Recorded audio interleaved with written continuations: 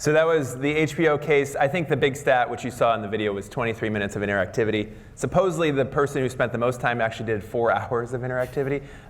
They probably need to get a little more free time. But I think the idea there is that 23 minutes of just watching an online video, digging deeper, playing the games, this is kind of where we really see the format going in a way, and where we're excited to tell stories in this type of format. I mean, the idea of digging deeper and going, having that interactivity with others, having that interactivity with the video is something that gets us really excited. Before we get to questions, we just wanted to hit on a few points of where we see the future going. Not that we could ever predict. Randall kind of touched on this a bit, but we just wanted to hit on 4 points that, again, make us excited in the creativity space and really about telling stories for our brands. And they definitely revolve around the deep interactivity, the social connections, as well as playing games, that gamification that we can do with video.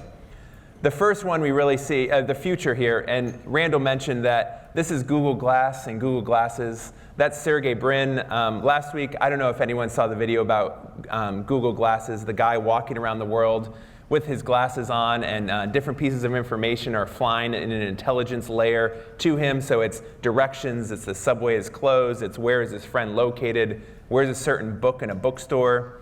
There have also been a lot of parody videos, with different ads popping up and people walking into each other. Microsoft's Paperclip came into play at one point. But whether this is the future or not, what's really interesting is this is actually bringing video directly to you without having to pull out a device. And when you actually search on Google Images, and you type in Google Glasses, about half of the images kind of appear as Sergey here with the glasses. The other half of the images, and I promise you this is true, are the Terminator. So whether the future of us is us walking around wearing these kind of Oakley-looking sunglasses with a little digital register, or the machines take over and it's singularity and the end of humanity as we know it, we're not quite sure. But the first trend we see, and there's no connection between the Terminator and Facebook, is that we really see Facebook as the next tune-in opportunity for us. With almost 900 million people on the platform, with them launching the logout ads with Titanic 3D and all the other rich video assets associated with the platform, we do see that within the next short amount of time, people will be tuning into Facebook, whether that's for original content or whether that's for content that's already been published and produced. We're not sure. It really depends on Facebook. But the ability to take your friends with you at all times while watching videos, while tuning into facebook.com/something for programming, is something for us as storytellers for brands really gets us excited. The next trend we see, of course, is connected devices. Back to HBO, Game of Thrones, the Throniacs out there will watch TV and have their tablet in front of them where they'll get interactive maps that help tell the story. What we really haven't seen, we've seen a lot of apps like Vidi and Into Now and Shazam that allow that two-screen interaction to happen in a much more seamless and easy way. But what we haven't really seen is good advertising stories being told across one theme, but on 2 separate screens. So for us, we were really exploring different ways to connect what you see on the television broadcast as well as what you see on your device. So this is another exciting area we're playing with right now. The third one is Xbox.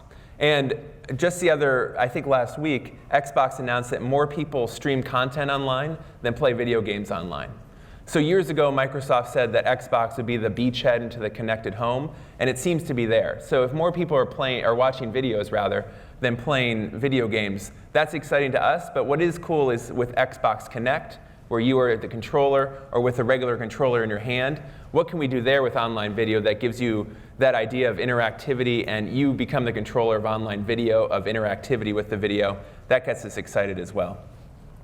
And then lastly, this is where Mark the marketer and Mark the consumer are a little bit at odds. But at South by Southwest, Foursquare continues to rise.